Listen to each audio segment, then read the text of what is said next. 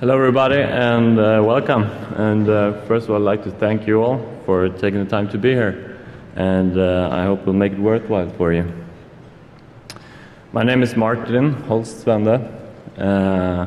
I work for a Swedish company called 2Secure as a senior security consultant. And I've been working with IT security for a couple of years, before which I worked as a programmer, mostly with Java. And nowadays I mostly do web app security and pen testing in my working hours and programming in my spare hours. And I really like the open source movement, and I try to participate and contribute wherever I can. And I've contributed a few scripts to Nmap NSE, some features in WebScribe, and some bits to Mallory and W3AF. I also tinker with a lot of different tools to automate and make my workflow more efficient. And sometimes it ends up in usable applications. And Hatkit is a primary example of that, which became an Owasp project a few months ago. With me today I have my friend and colleague Patrick.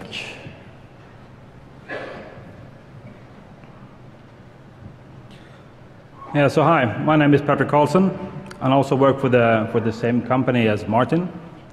I'm also working with IT security, focusing on web application security and databases. I've been a speaker here before at DEFCON 15, where I presented a speech on SQL injection and out-of-band channeling. And as well as Martin, I'm trying to contribute as much as I can to the open source community, mainly to Nmap for the moment, where I've committed a script or two. Yeah, so what we're going to do today is talk about the Hatkit project.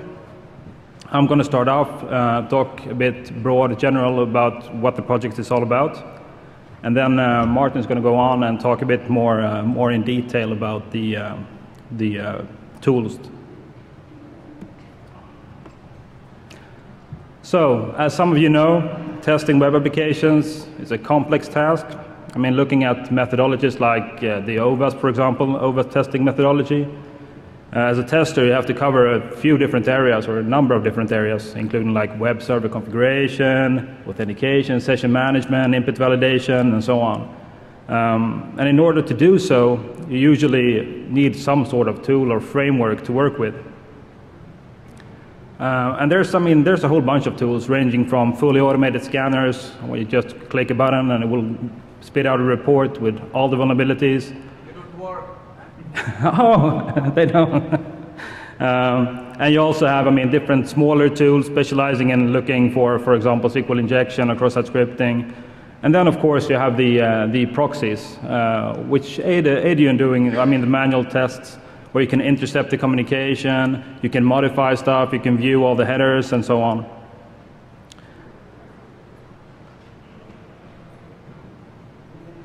So, a typical part of an intercepting proxy is obviously the intercepting part. But if you look at the proxies available today, they come with a bunch of different features, which we can see in this table here.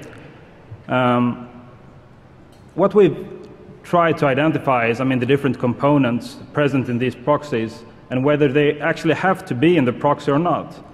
And in most cases, most of the features, you could use them, you can leverage these features from different tools than the intercepting proxy, as long as you have access to the collected data or the stored data within the communication. Obviously, you can't intercept. You have to have the intercepting functionality within the proxy itself.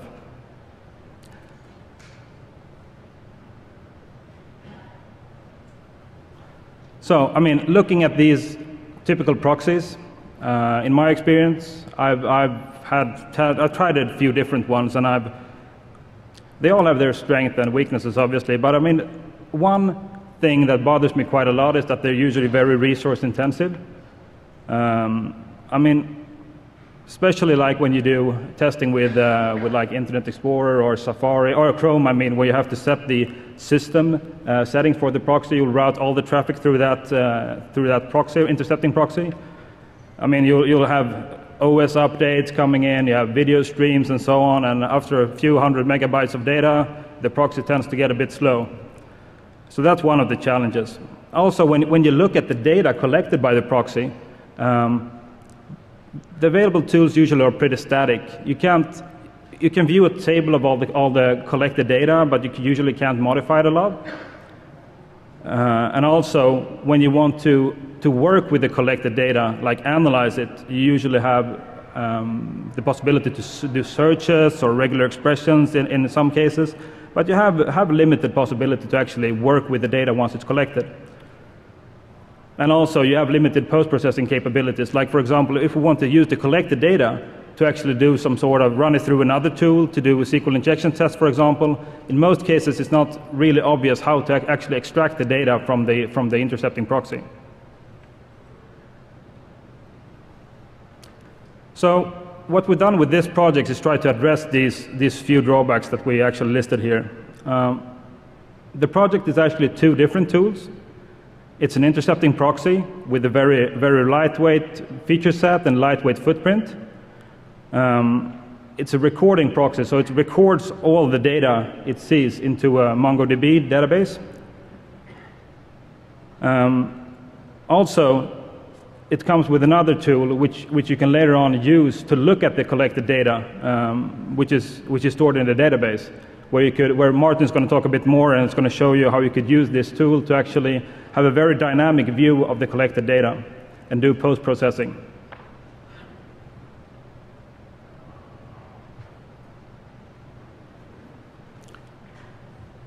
So, the Hatkit proxy, it's based on the Owasp proxy, actually, which is written by Rogan Daves.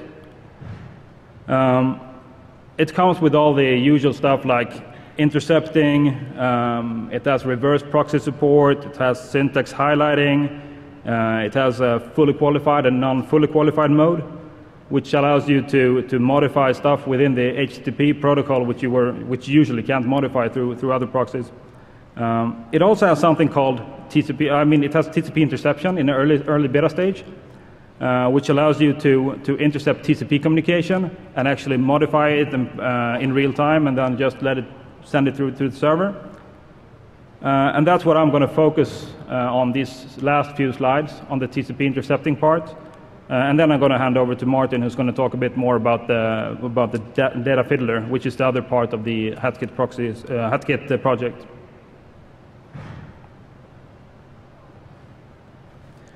So, TCP interception. We provide the possibility to intercept TCP traffic within this project. We provide two ways of doing it, either through manual interception, where you intercept the packets, and you get an editor where you can edit the packet. We also have something called a scripted possibility, where you have different processors. So we have you can write your own code in Java through the bean shell integration, and basically each TCP session gets its own bean shell interpreter. So you have the possibility to keep state within a TCP session. I mean, if you collect some interesting data in the first two packets, you can keep them in a registry and then just pull them up in the 6th or 7th packet where you actually need them. And the registry is basically just a hash map with a string key where you can store whatever data you want. So I thought I'd show you some demos on the TCP intercepting part. What I've done is I've used a small ERP, or quite large ERP application, which consists of a client part and a server part. The server part is actually, I mean, it's just a database. It's a thick client, so it connects to a database. There's no application server in this particular example. So what we're going to look at is how the thick client connects to SQL Server directly using a common application account. And once you're connected to the database and you try to log into the ERP application, it will query a table for a username and a specific password in order to log on the user. So we're going to see some different scripts that can be used to analyze this traffic and to actually manipulate this traffic too.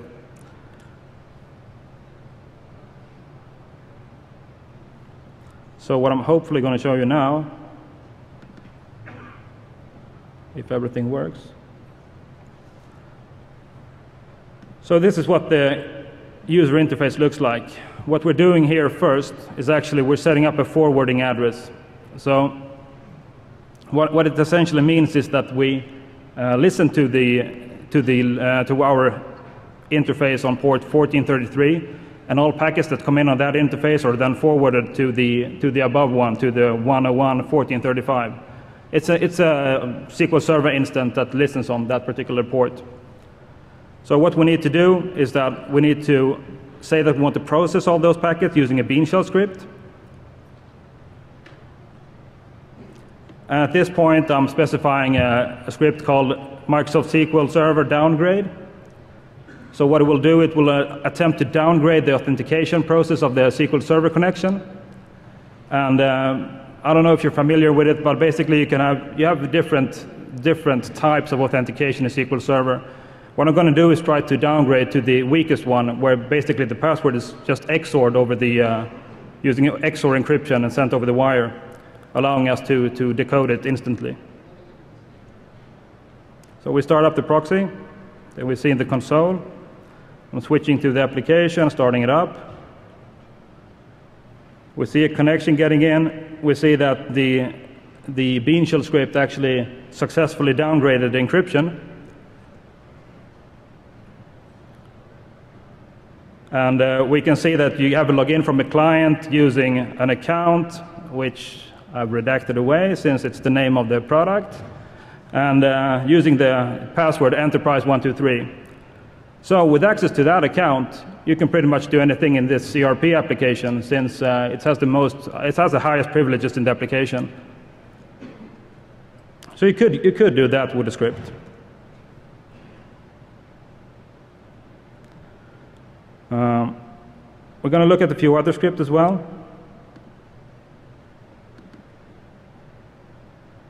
Here's the same application, again with the logo discreetly removed. We start up the proxy again.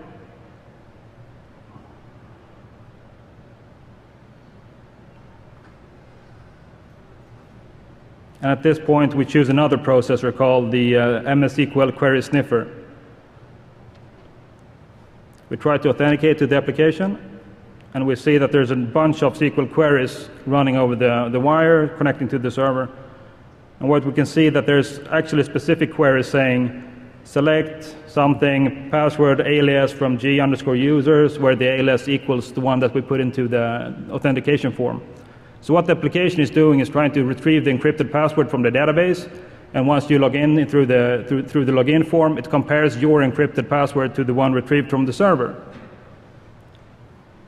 Does anyone see a problem with this?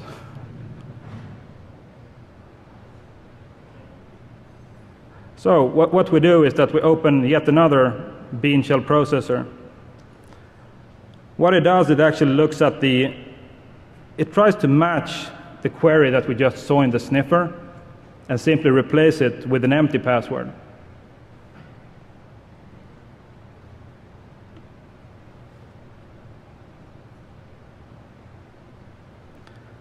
So what I do in the proxy, I just specify I want to use a different processor, and then I use the DEFCON demo at the top.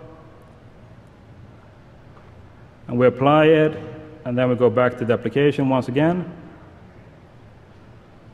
And we log in using a blank password, and we can see found and replaced pattern. And it will bring us right into the ERP application without knowing the user's password. So those are the kinds of things you can do with the processors automatically, so you don't have to modify each and every packet. The scripts I've just shown will be are included in the release of the tool that we're doing now for the moment. There will be some updates also after this presentation to these scripts. And I'm going to end here and pass the mic over to Martin.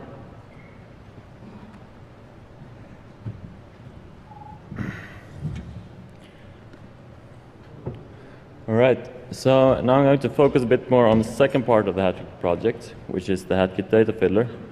And I'll try to answer these questions, the what and the whys and the hows. And I'll make some demos also. So what is it? Well, as we've already mentioned, it's a tool or framework to analyze web traffic. And if we go a bit more into details, we could describe it more like a platform where several applications have been implemented on top of some common components, UI components and filters, window handling, and a shared database layer.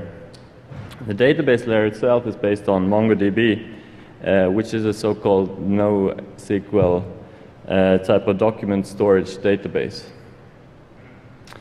One idea which has been important during the development has been to reuse existing tools as much as possible, not just rewrite the same old tools in a different programming language or setting.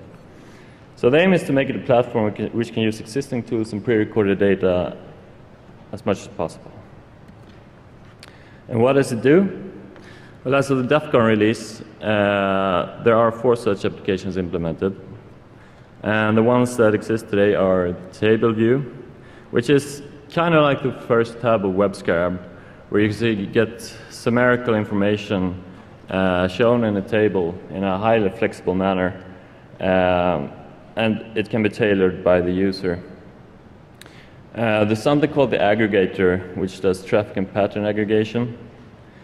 And then there's a third-party plugin, which, among other things, it can utilize W3AF and rat proxy to analyze traffic, pre-recorded traffic. And it can also be used to export data to other proxies.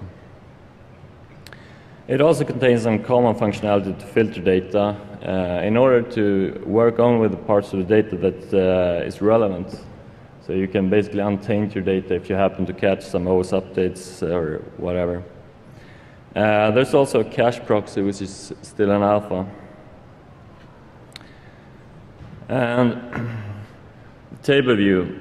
So it gives you a highly customizable way to get an overview of an application flow. And it's very simple to write, reuse the kind of view that you need for your particular scenario. And what do I mean by scenario? Well, some such scenarios are that, for example, you might be interested in analyzing user interactions. So you use 2 different browsers maybe on the same target and try to see if one user can access the information belonging to the other.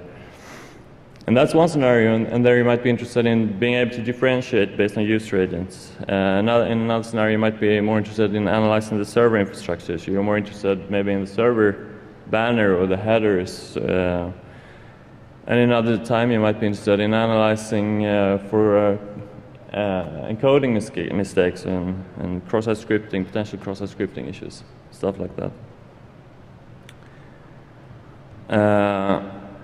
I'll still make a demo, but before I'll do that, I'd like to spend a little bit more time on the core of the data filter, which is the data that has been stored inside MongoDB by the proxy. So the traffic is stored as parsed object in the database. And what does that mean for us? Well, it means that when we do selection, what we want to load from the database up to our application, we can specify as criteria things which are deep inside the objects themselves. So we can say, for example, that we only want to work now with objects which have some request headers, set cookie, and a certain cookie, or where there is a certain parameter of JSON. And it also means that we can, when we load the data up, we don't have to load the entire objects. We can just load the parts. For example, if we just want to work on the server infrastructure, we could just have to load the headers. And also, when we get it into the application, it still retains the same structure. So to some extent, MongoDB is very similar to an old-school object database, except that it's platform independent. Okay, so let's move away from the nitty-gritty details and see some actions.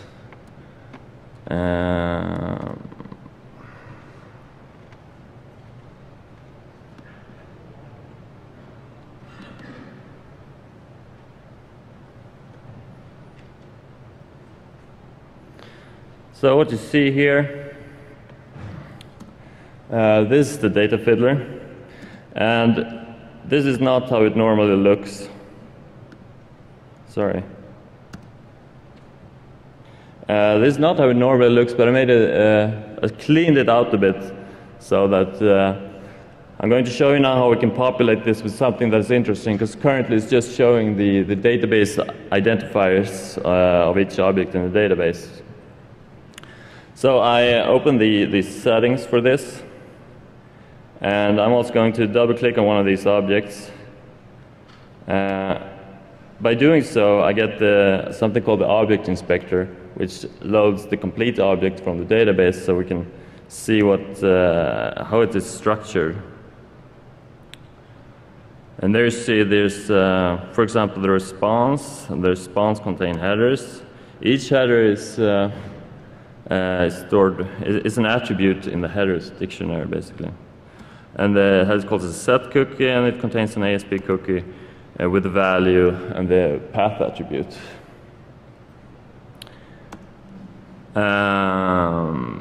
And we go back to the settings. So we're interested a bit in the response object. No, sorry, the request object. So we load that into, on the left side here, we define variables. That's what we load from the database. So in variable v1, we load the request object or node. And then we add a column, which is on the right side. We define what we want to see in the table. So I can just type in the variable v1 there. Optionally add a title. And if you have your coder goggles on, you might see that what appeared on the second column is the string representation of a Python dictionary with Unicode keys and values. Everybody see that? But that's not very user-friendly, is it? So we can, instead here in the column definition, reach into the method. Apply is a method. That would give us the request method. And then we have, all of a sudden, you can see that there are gets and posts. You might also see that there is coloring enabled, and the coloring is just a hash of the text value. So it can be good to have if I want to see where it changes. I'm not maybe interested in the particular value because I want to save some screen real estate. So I can disable the actual printout of get and just see the color value. And we can save this view for later if we want, so we don't have to redefine it.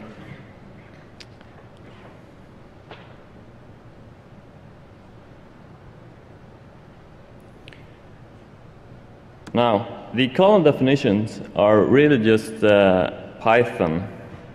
It's pure Python which is evaluated. And since it is Python, we can write any kind of Python code there.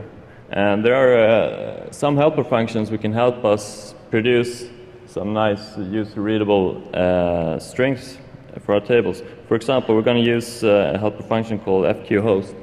It takes the request object and produces the fully qualified host name. So we can just write fqhost on variable v1 there, add the third column.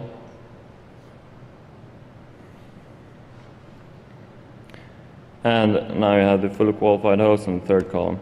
And in a similar manner, we can decide we want to see the parameters also.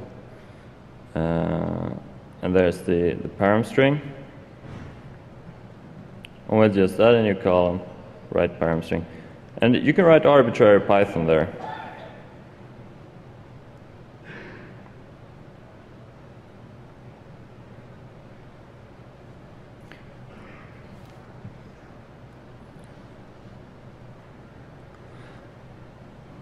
Alright, so what I just showed you is how you can start to populate and write your own view definitions so you can get exactly what you want.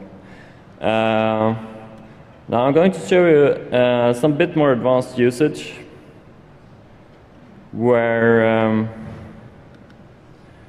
where we, let's see, we're going to use the functionality to reach deep into objects. And the example scenario here would be that I might be analyzing a web application which is based on Ajax. And the workings of the application aren't visible in the URL. It's only visible deep inside the request and response bodies. So I need to reach into it to visualize it. Okay, and what you're seeing now, that's the normal view of the data fiddler if you don't do any changes to it. So we enter the setup again. And we're going to the tab called Database Filtering. And we start on the sub-tab called Native Clauses. And here we can specify some clauses which says which objects to load. And we type response.json, that node has to exist. If it exists, we get it into our application. And we can test it, and there's 113 of these objects. Okay, that sounds good. We apply it. And now, the only thing in our view are the JSON responses. Now, to do, we also want to reach into the JSON for our viewing. So we need to modify this view a bit. And I've prepared this a bit. So there's a JSON there. Let's see, I'm going to load it. And what appeared now, as you can see in column 2, is that I reach into this response.json.trends, which is in v6. And from that, I pick out the attribute, which is the date. And in that list, I take the 0th element and the query attribute. So it's an object within a list within an object within an object within JSON. And yeah, we'll show you here also what I mean. So we're trying to reach one of these query objects inside of that. And we want to follow that through this application flow, through these requests. So I just apply that. Now you see that at several places there are type errors. And that's because even if all the responses had JSON, they didn't all contain these objects. So in order to fix that, the final details, we can go into a bit more advanced usage where we go into the JavaScript expressions. And if you type JavaScript expressions in filters, these are passed down into MongoDB and evaluated on the fly by MongoDB. So you write a function there which returns true if you want to send this object back to the application. And the one I'm loading here just basically checks if there's JSON and if it contains the trends object and if it contains the list and blah, blah, blah. If so, return true. And apply that. And there we have the flow of the application. It was all the same, but what you've seen is how we can reach deep into the JSON and define views that let us see only exactly what we're interested in.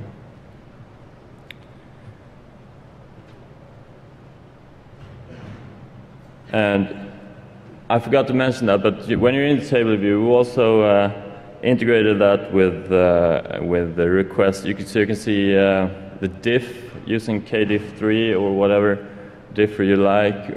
You can view the response content with your platform default editor for JavaScript or HTML, or you can override it and use your Eclipse or whatever.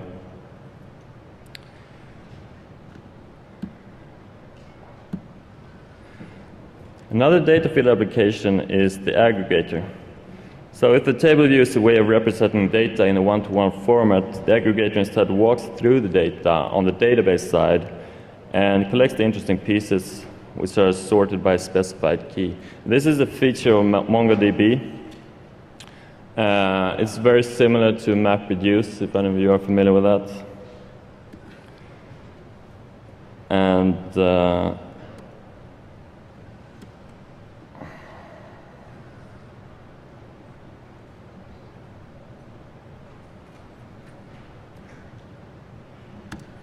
So this is the aggregator on a tree view. And I open the setup here. And the one that was predefined already was the aggregate path. And we're on the basic tab now, and here you can just load some predefined combinations of reduce functions and sorting keys. And the aggregate paths ones that you're seeing, it just aggregates the path sorted by the host name, which what do we end up with? We end up with the sitemap if you do that. There are a lot of predefined ones here. We can just play along a bit with them. There's the aggregate paths by their HTTP status. There's the you can aggregate server banners by host, for example. So you can see here all the server banners that Twitter and Google and whatever. This is just some random collected data I used.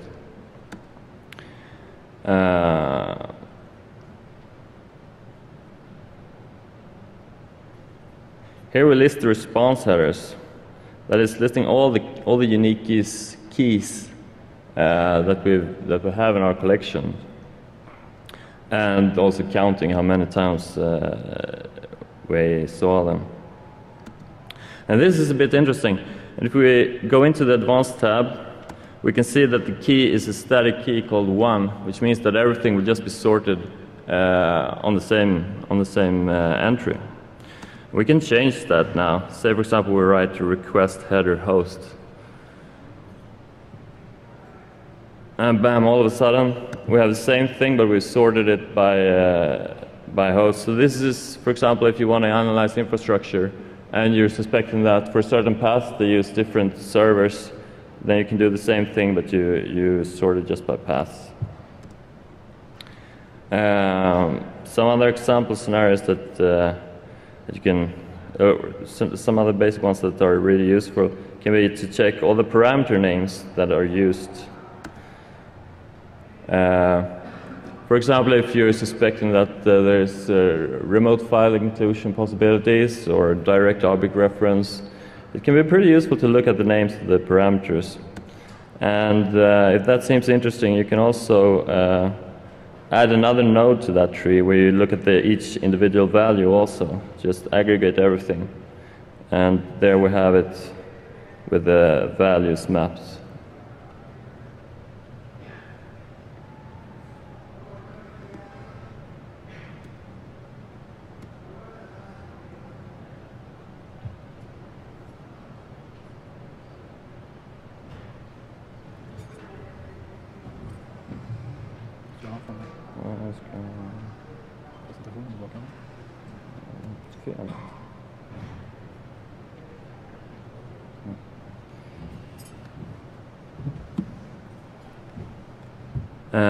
And as we mentioned several times, one basic idea in the Hatkit frameworks is to reuse existing tools as much as possible, because functionality is an asset, but code is a liability. And there is a mechanism inside the framework which we call the third-party plugin. And what it does is that it loads data from the database, and one by one, it lets the plugin process that data. And such plugins can do a lot of interesting stuff, and so far we have implemented 4. One is the plugin for rat proxy analysis. Perhaps you're already familiar with Michael Zalewski's rat proxy. It's a mostly passive proxy which analyzes the data on the fly as it goes through the proxy. And in order for us to make use of rat proxy, we had to trick rat proxy a little bit. So we do it by, let's skip here. Oh, that image didn't come out well. I'll just explain in words. We do that by the data feeder starts listening to a port. Then it starts the rat proxy process and tells the rat proxy process to use that port as a forwarding proxy. And then we start feeding rat proxy traffic. And once we get the request on the data feeder back, then we can send the response back. And we can collect the output. And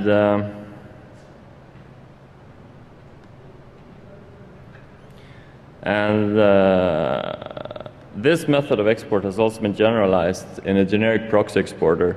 It basically works exactly the same way, except that we need to manually open up your proxy, whichever you want to use, WebScribe, burp, SAP, and configure it to use data filler as a forwarding proxy for it to work.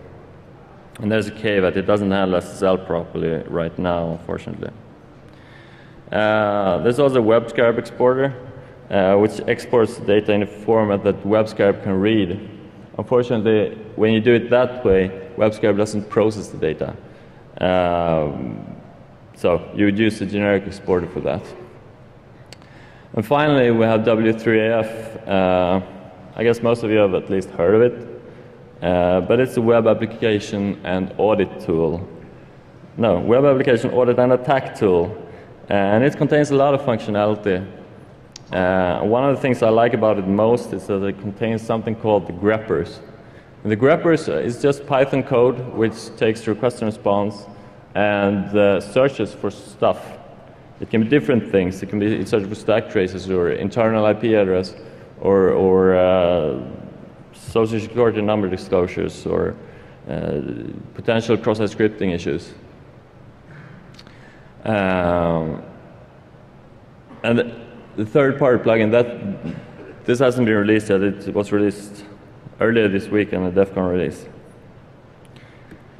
So I'm going to make some demos of these plugins.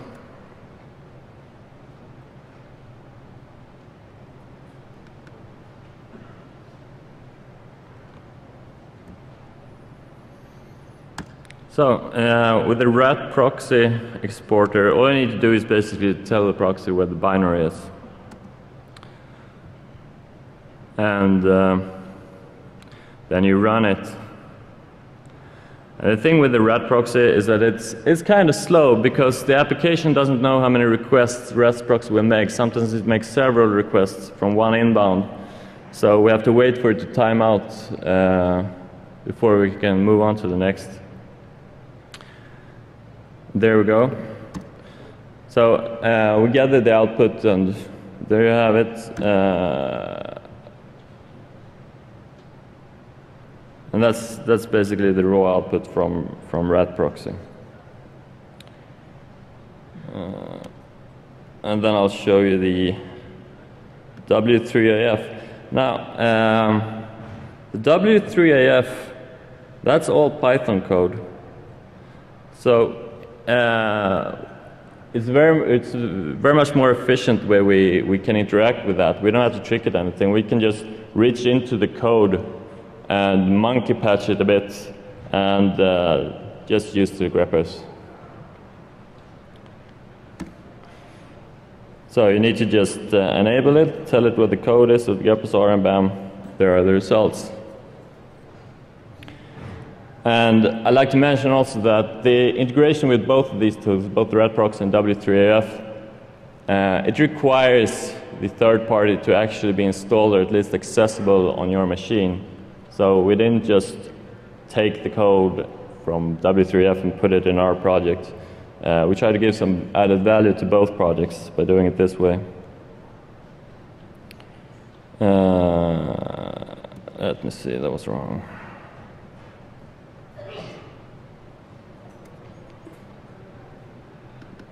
And the final demo I'm going to show you here is a generic exporter demo. Right. So we set here that we want to use the proxy exporter plugin, tell the plugin where that proxy is listing, and define where we want data filler to be listing. Okay, and then we start our proxy. In this case, it's WebScribe. Check that it doesn't have intercept on, because if we do, it will disrupt the process and the data filler will time out, and bad things will happen. The sky will come tumbling down. We check that it is configured to use a forwarding proxy, which is the same as our data filler, 9999. Okay. And just click the summary tab so we can see what's happening.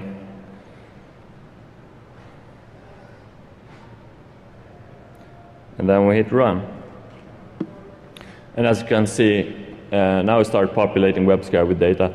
You might notice also that the plugin window has a filter tab, like most windows in the data filter. So you can actually filter if you want to send some stuff to WebScribe, but not everything. Perfectly doable, untainting your data. And yeah, of course, this is a fully functional WebScribe when you import it this way. So there you have some processing. You can see that WebScribe has detected some potential cross-site scripting issues. Whoa. Okay.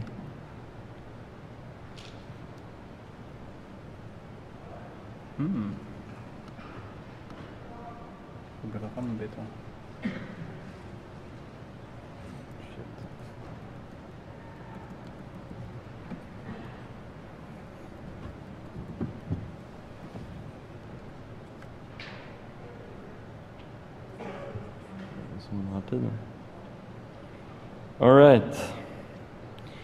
So there are some upcoming features. There is a cache proxy. Cache proxy starts a little HTTP forwarding proxy, and it matches the requests against what is stored in the database.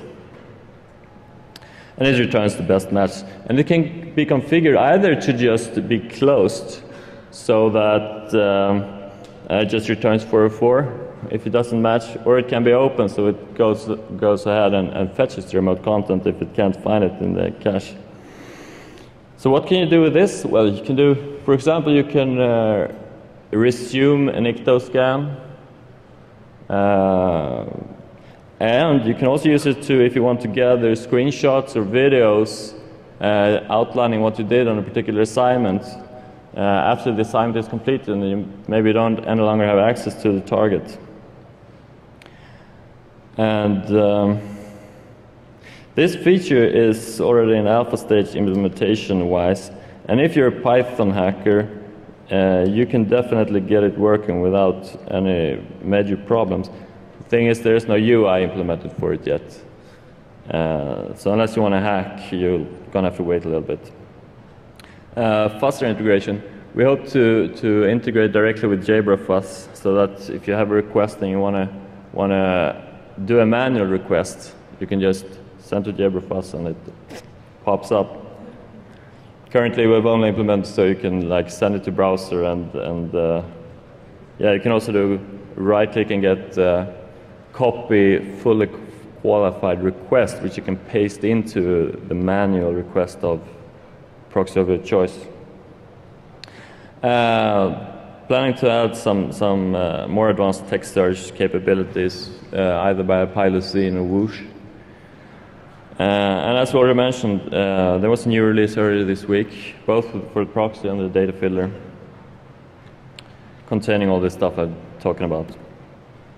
So why would you use it? Well, you better be able to make sense of large bodies of complex information and get all the information you want out of your body of data. So you can download the source from Bitbucket. You can download the released binaries from Bitbucket. There is documentation on the Owasp website. Unfortunately, during the summer, there's been a lot of development, and everything hasn't been documented on Owasp yet. In order to get it running, you need Python, Qt, Qt4 bindings, and MongoDB driver, and of course access to a MongoDB instance with pre-recorded data. W3RF and Red Proxy are optional. We've got it working on Linux and Mac OS X. I think you're out of luck if you're running Windows. So who is this meant for? Well, obviously for application testers. That's the perspective I've been giving here today. And it's not for testers who just want a point-and-click tool. It's for someone who really wants to take control of the data and really fiddle with it, basically. But it's also there's also another angle on this, and that's for server administrators. who can use the proxy as a reverse proxy and use it to log all incoming traffic. They can then use the data filler to analyze user interaction, for example, detect malicious activity or perform post-mortem analysis. And since we're using MongoDB, one bonus feature we got was that we have a backend which can scale massively and potentially handle very large amounts of data. We'd love to get some feedback and new members to the project. This is still very much under development, and please don't hesitate to join the mailing lists. And I'd like to thank you all again for listening. We won't be doing Q&A in this room, but if you join us in the Q&A room, wherever that is, we can show you some more hands-on and answer all your questions. Thank you very much.